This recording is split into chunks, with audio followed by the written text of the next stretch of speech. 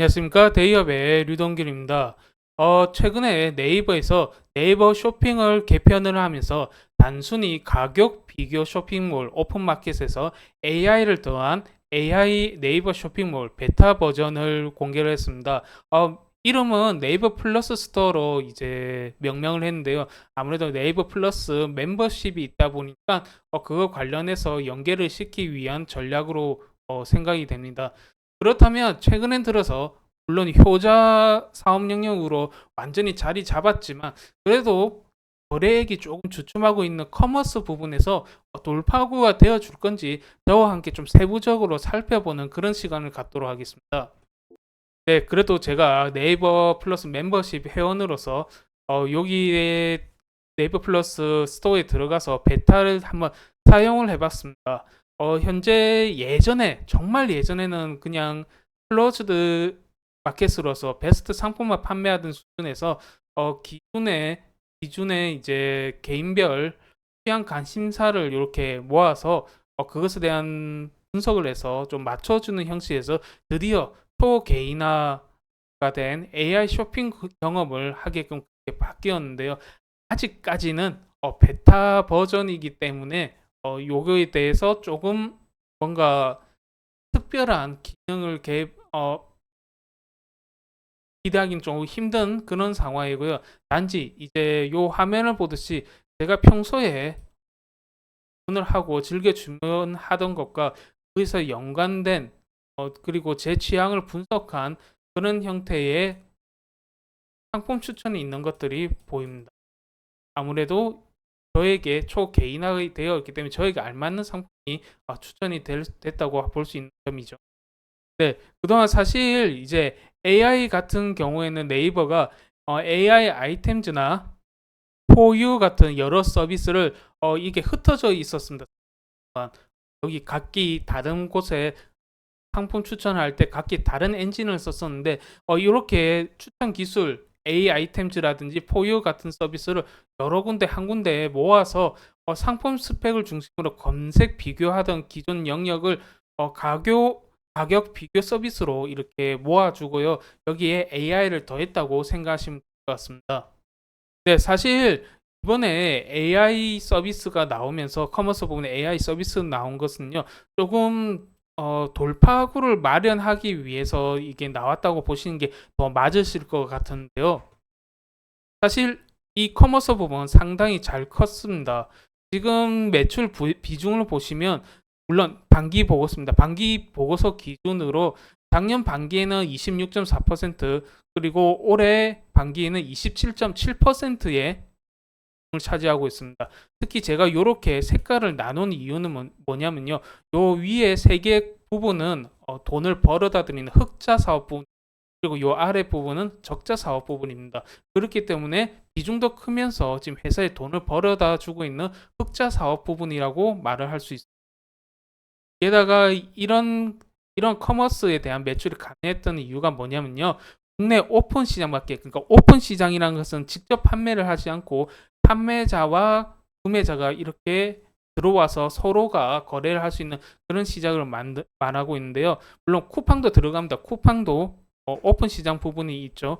하지만 최소한 오픈 시장만큼은 네이버가 40% 이상의 점유율을 가지고 있습니다. 이게 커머스 부분으로 연결이 됐다고 생각하시면 되는 거죠. 하지만 최근에 위기론이 좀 많이 대두가 됐었는데요. 올 1분기 네이버 쇼핑 금액이 12조 2천억, 2분기에는 12조 3천억 이 정도를 기록을 했습니다. 근데 이게 2023년 4분기 12조 4천억보다는 감소한 추세인데요. 이번에 AI 네이버 플러스 스토어가 나온 거는 이것에 대한 돌파구라고 생각하셔도 될 것 같습니다. 요 맨 뒤에 좀 나오겠지만 맨 처음 어떻게 생각하면 유의미한 AI 마켓이 나온 것은 대한민국에서 맨 처음입니다. 그리고 이게 가능했던 이유 자체가 지금 네이버 쇼핑을 통해서 얻어진 데이터들이 있습니다. 구매를 하거나 아니면 판매자를 등록을 할 때는 당연히 그 데이터 서비스가 네이버에 통해서 쓰진다는 것에 우리가 동의를 하죠. 그리고 이것에 대해서 이제 동의를 한 데이터를 가지고 앞에서 말씀드렸듯이 AI 아이템즈와 같은 그런 엔진을 장착을 시켜서 나온 것이 개인형 맞춤형 AI 쇼핑이라든지 AI 커머스 MD 이런 것이 나온 케이스라고 생각하시면 될 것 같습니다. 네, 이번 쇼핑몰이 돌파구가 될지는 이제 한번 살펴봐야 되는 이유가 뭐냐면 사실 제가 좀 이게 비슷한 것끼리 좀 묶어놨는데요.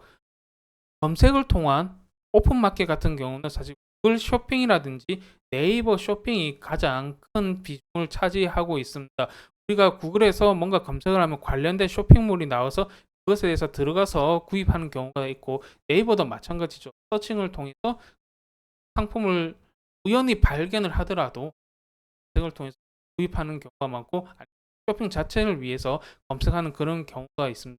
이런 경우 오픈마켓 특성상 검색이 잘 돼야 되고 구글과 네이버는 각각 미국 어쩌면 전 세계라고 할 수 있지만 1세계 자체에서 탑을 지금 탑의 위치가 있고 네이버도 한국에서는 탑의 위치가 검색 쪽에서는 있는 거죠. 근데 이거는 오픈마켓의 특성이고요. 클로즈드 마켓, 아마존이나 쿠팡과 같은 클로즈 마켓에서는 구글 쇼핑이나 네이버 쇼핑 두각을 나타낸다든지 의미 있는 쇼핑몰을 갖고 있지는 않았는데요.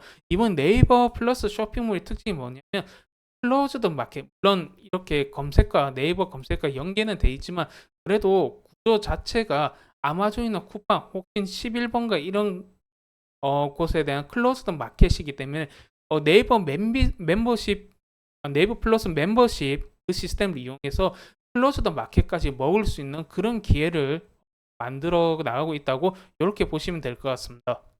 네, 현재 네이버 쇼핑에 대한 위치를 잠시만 살펴보겠는데요. 대한민국에는 꽤 많은 쇼핑몰들이 있습니다.